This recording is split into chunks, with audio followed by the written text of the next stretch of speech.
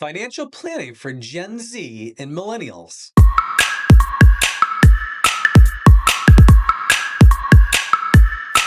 Hey everyone, welcome back to our channel. I'm CPA Dan Hodges with myfavoritecpa.com, your go-to for cloud-based education for everything small business and taxes. Today we're delving into a topic that's super important to many of you. Financial planning for millennials and Gen Z. Whether you're just getting started in your career or if you're just finally cracking the books and trying to figure out your financial future, this video is designed for you.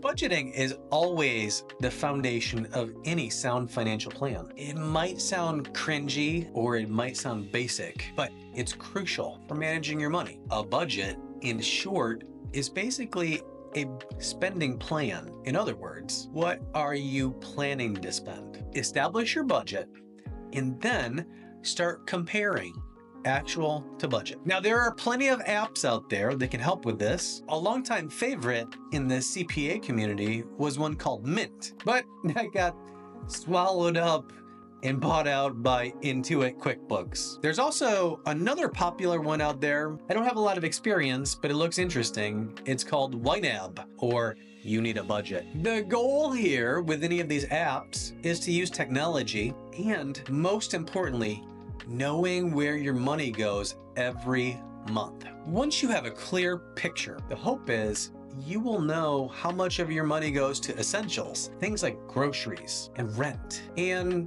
how much of your budget goes to things like savings and discretionary spending. That's fun money. A good rule of thumb is the 50-30-20 rule. 50% of your income should probably go towards your needs. 30%, it could go to your wants, and 20% should go to savings and debt repayment.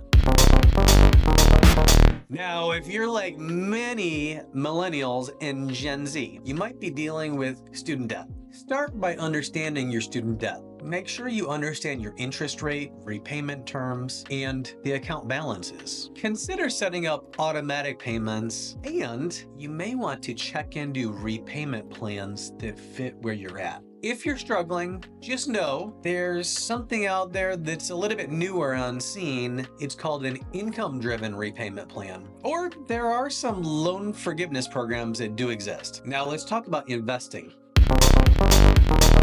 Just using that word, it sounds intimidating, doesn't it? But it's crucial to grow your wealth over time. Let's start with the basics. You need to understand the difference between stocks, bonds, and mutual funds. I just recently did a video on the basics of taxation of these investments, so you should definitely check that out. I personally also feel that it's crucial to start your retirement planning as young as you can. Investing something today will grow over time, and you would be surprised at the amount you could accumulate. The secret is starting early. You don't have to start with a big pile of money. You can start little. The secret is a little bit every month and maybe every week.